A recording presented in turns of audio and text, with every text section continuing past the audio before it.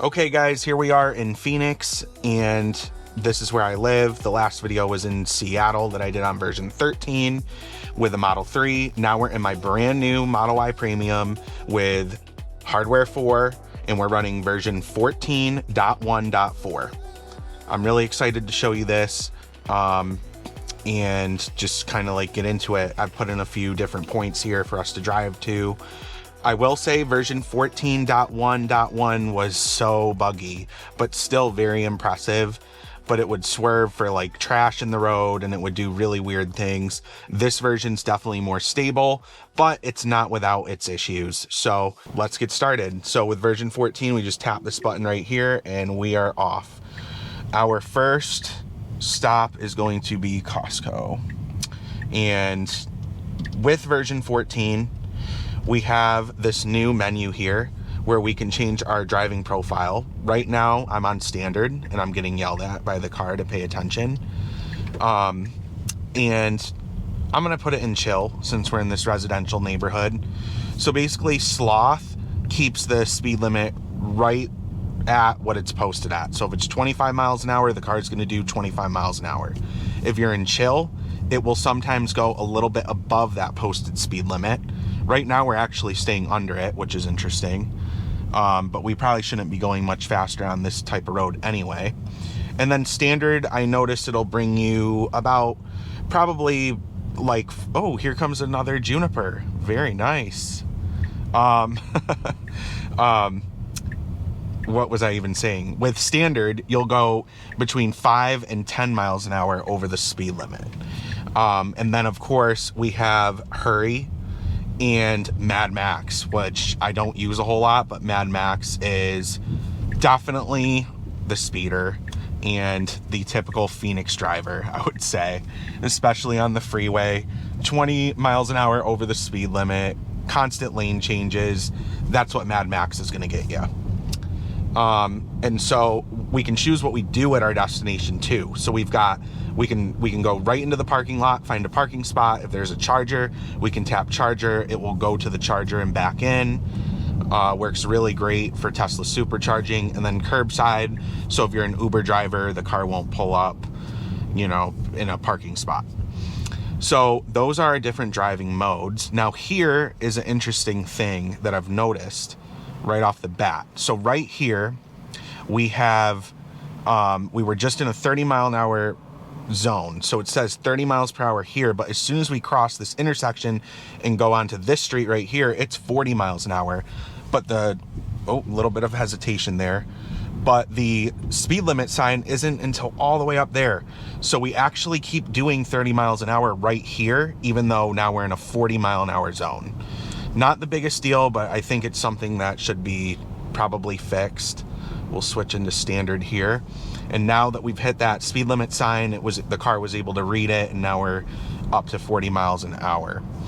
So we're probably gonna hit about 46 miles an hour here since we're on standard, but right now we're holding at 45. I'm personally comfortable with 5 over the speed limit. Anything over that, I'm a little nervous about.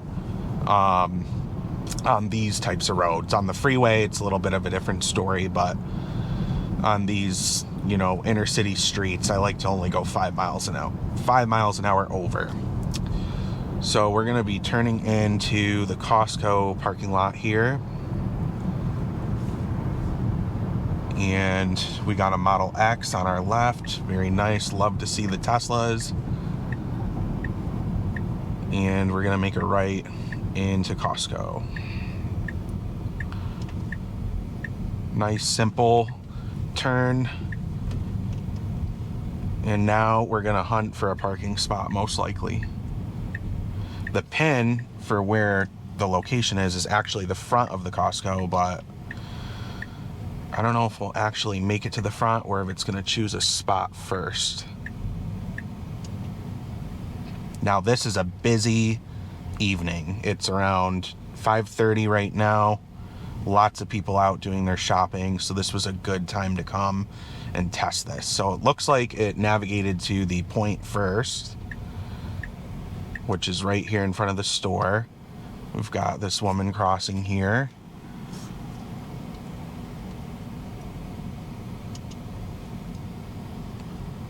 Nice, waited for her to go. Very smooth, no hesitation. There's people all around. I've noticed with version 14, it's been very cautious, overly cautious of people, but right now it's performing really well around all those people. And I would prefer it to go that way to find a spot, but it looks like we're going over here.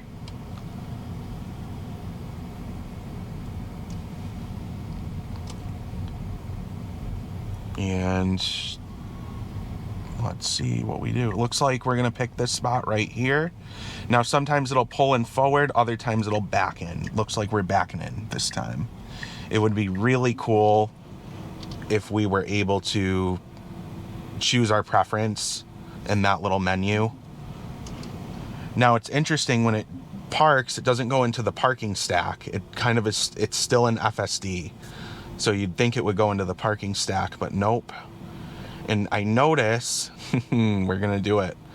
Sometimes we park like, sometimes we don't park like a nice person. Let's just say that. Look, we're parked way over to the left of the line here. We got this huge gap on the right. So it didn't line up perfectly, but it did a good enough job. So we didn't have any disengagement, so that's great. So next stop, we're going to go to Chipotle. My order's ready at 5:40. And the reason why I chose this is because it's going to be a little bit of a challenge. There's some construction work going on, and we're also going to be going through the Chipotle lane. And basically other fast food restaurants that I've been to with version 14, it will actually pull up to the order box. You'll say your order, then it'll go to the window and it knows when to go. Same with guard gates. It's really crazy how it knows that, but that's a part of the AI brain of this car, is that it can kind of figure things out as it's navigating the world. So we're gonna go to Chipotle now. And hesitation on which way to go. Definitely made the right decision by going left.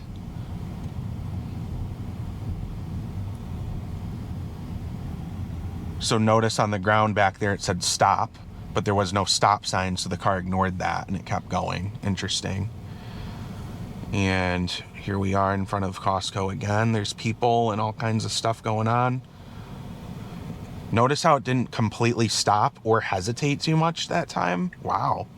It actually kept rolling slowly forward. Now we've got this vehicle right here pulling out. Very good. Oh, we've got this car coming around the corner. Wow, it handled that pretty smooth. There wasn't a lot of hesitation, even with the people and the cars and everything going on. It actually handled that pretty good. So now we got to find our way out of the plaza here, and we'll be making a unprotected left-hand turn. And this is a turn that honestly it has struggled with in the past, especially on other versions. This is a pretty busy turn right here, typically. So we'll see how it handles this. This will be interesting. Another thing that it would do in prior versions is it would go over this line right here for whatever reason. And so I'm really glad that with version 14, it's obeying where that line is, and we're not, doing anything illegal. Driving on the wrong side of the road. So as you can see, very busy, unprotected left-hand turn. This is going to be very, very tricky. And there's no light here, so these cars can just keep going and going and going. And then you also have the cars coming up on the left here pretty fast. This is interesting.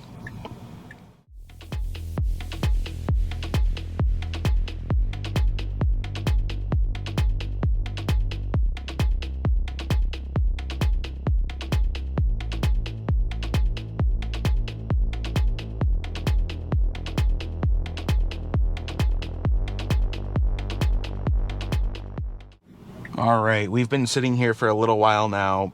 There's a lot of cars behind us. We are definitely not gonna be very liked by the people behind us. We've been sitting here for a long time. And these are the types of things in Phoenix that Robotaxi is going to encounter a lot, is these unprotected left-hand turns. Now, honestly, there should really be a light here. There definitely should, but there's not. And so in a world with full self-driving cars and unprotected left-hand turns, you know, full self-driving cars like to do things safer, and that's why we're still sitting here. Humans would have been more assertive at this point. So I'm going to put the car on Mad Max and see if that changes our situation here at all. See if the car wants to be any more assertive, but I have a feeling that this is not going to work out. So I might have to take over here.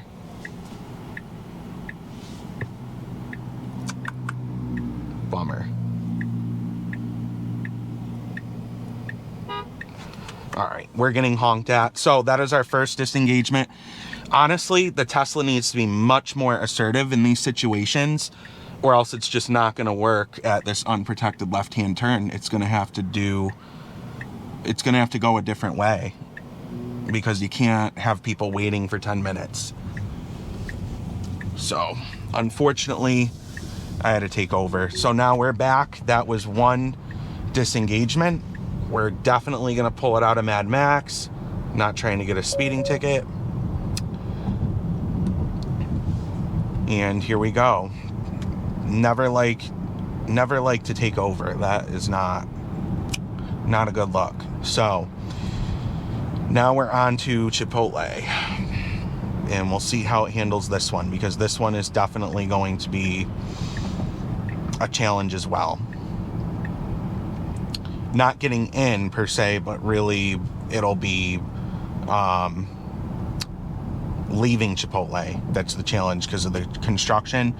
But they could have wrapped it up by now. There's a lot of construction all over the city, and sometimes it's fast, sometimes it's not. That was almost an accident.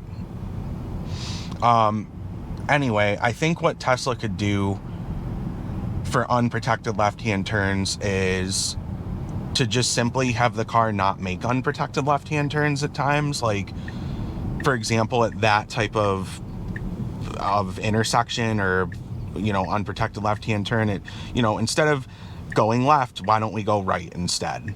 Because it's faster than sitting there for 10 minutes to make a right and to go a little bit of a longer way. I think that makes sense for robotaxi, because you can't have a situation like that where there's no driver in the car and then it's just sitting there for 10 to 15 minutes, because none of the humans around it are going to let it go. And if the car's not being assertive enough, then it's just going to sit there. And so far I've noticed that the car, especially version 14, is not assertive enough. It is definitely overly cautious. So that is a downside to that.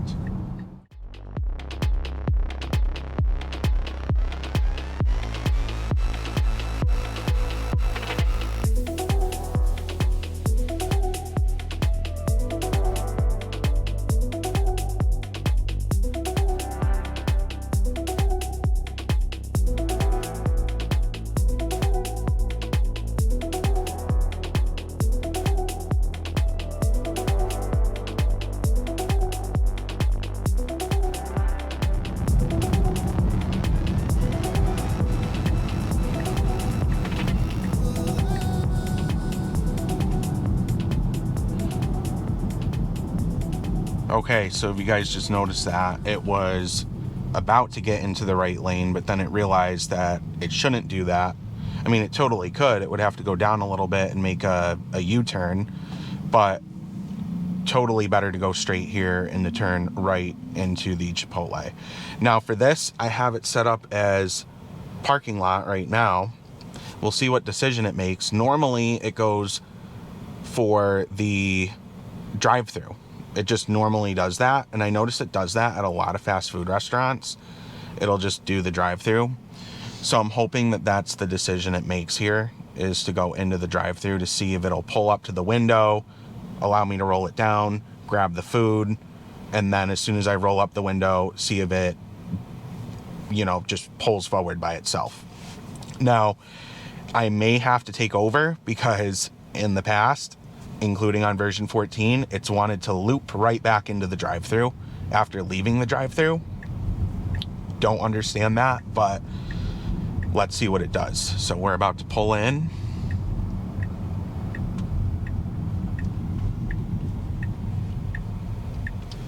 Oh, there's someone in a wheelchair.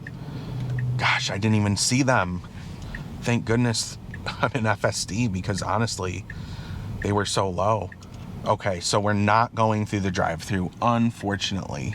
We are pulling into the handicap spot. Nope. Actually, we've changed our mind, and we're now backing into the handicap spot. So that's automatically another disengagement, because we can't park in a handicap spot. So I'm going to just stop it right there. We're going to go into drive and just manually drive through the drive-thru. Or actually, what we'll do, I'll manually drive into the drive-thru, and then I'll hit start full self-driving. So interesting that this time it chose the parking spot versus just pulling into the drive-thru. And now let's see if it does the right thing here at the window. We've got another car ahead of us.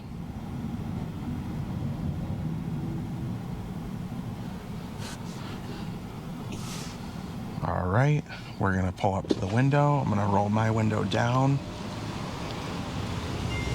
Hello. Hi. For Anthony.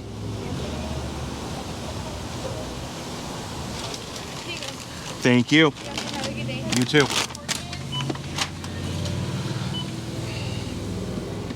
Okay, so I did have to tap the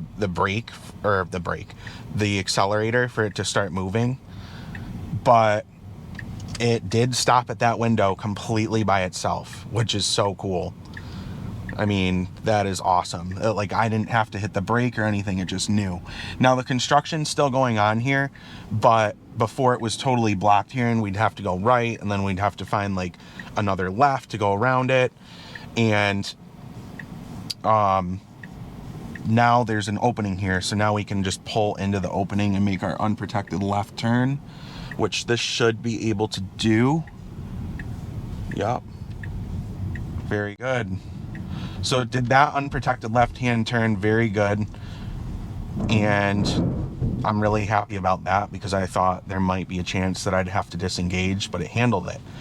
Really, with the unprotected left-hand turns, is it's not assertive enough. So in that situation, it didn't need to be more assertive, because it was an opening and it was simple and it could do it. But at a place like Costco on an afternoon or an evening where it's super busy, it literally will not do the left-hand turn. It will just sit there and just wait until there's an opening. And unfortunately, sometimes there's not an opening for 10, 15, 20 minutes, because humans are very assertive and they do not want to let you in.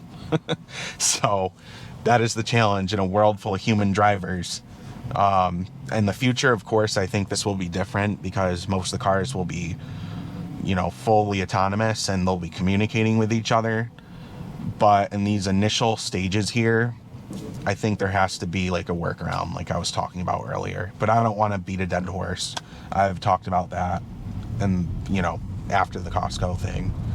So now what we're doing is we're going back to the place we started, which should be pretty simple. It's just straight up here, and then we're going to go into the residential neighborhood and back into the cul-de-sac where we started. Overall, it's done a pretty good job. This was a little bit of a stress test with Costco and Chipotle. But as far as like the regular driving on the roads here, I mean, it's flawless. There's really nothing bad you could say about this. It's smooth. It's following the speed limit. It's making reasonable lane changes.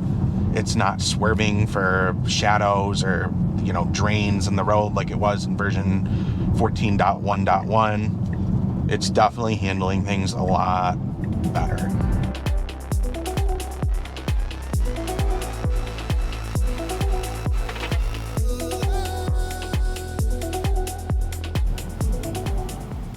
And in other news, I did upload a video about this, but the Arizona Department of Transportation just approved Tesla to do the robotaxi here in Arizona. And it wasn't even specific to just Phoenix.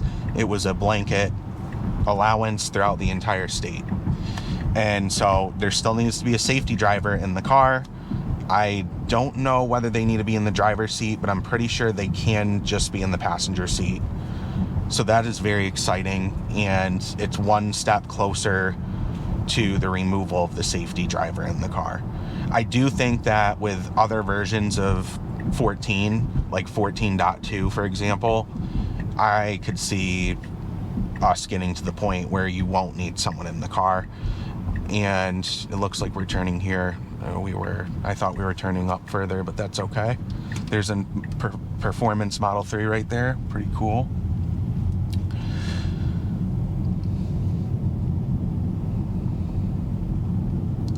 So we're in standard right now, and like I said, I really only prefer to go 5 over in these residential neighborhoods, but right now we're doing 8 over. So a little bit faster than I would like, but we are in standard mode.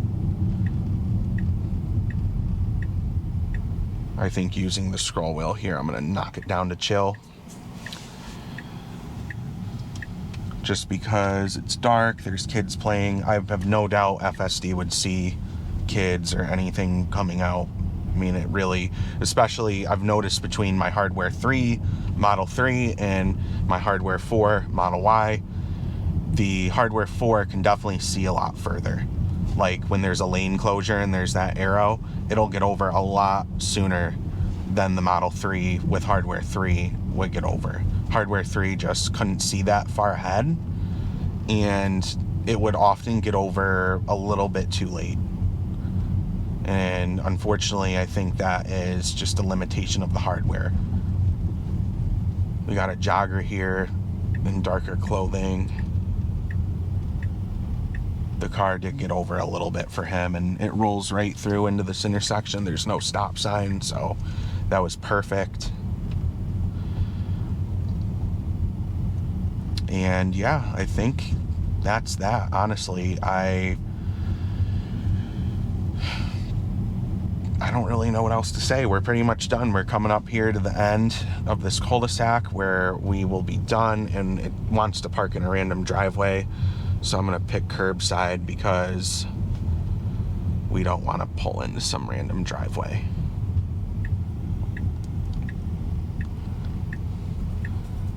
It's going to park actually right where we left from. Same exact spot. All right, so that's it. We're all set with this drive. If you enjoyed today's video, definitely hit the subscribe button, give me a thumbs up, and look out for the next full self-driving video. Anyway, thanks guys for watching, and I'll see you guys in the next one.